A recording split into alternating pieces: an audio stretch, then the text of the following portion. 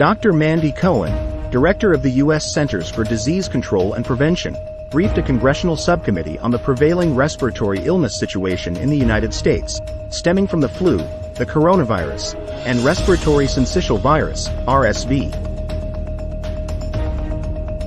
RSV is currently at its peak, especially in the southern regions of the country, coinciding with the onset of the flu season. Despite the acceleration of flu cases, COVID-19 remains the foremost cause of new respiratory hospitalizations and fatalities, responsible for approximately 15,000 hospitalizations and 1,000 deaths weekly, as reported by Dr. Cohen. Emphasizing the critical need for vaccination, Dr. Cohen noted that vaccines are now available for all 3 respiratory illnesses. Early testing and treatment are paramount, with antiviral drugs showing maximum efficacy when administered promptly.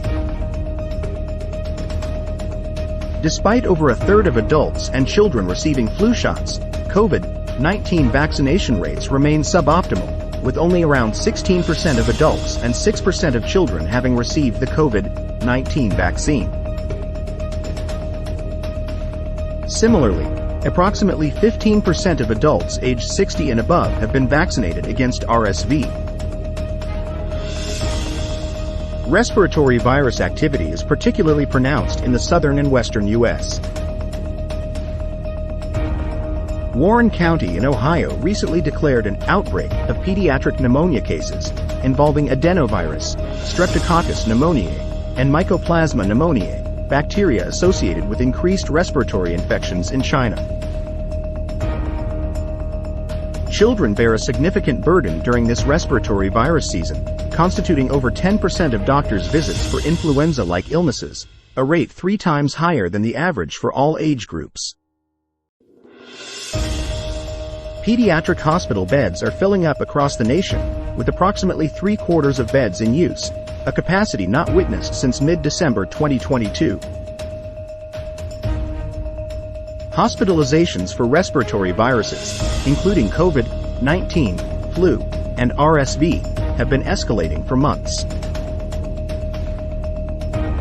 Although COVID-19 dominates respiratory virus hospitalizations overall, RSV emerges as the primary culprit among children, with weekly admission rates surging by 69% since the first week of October.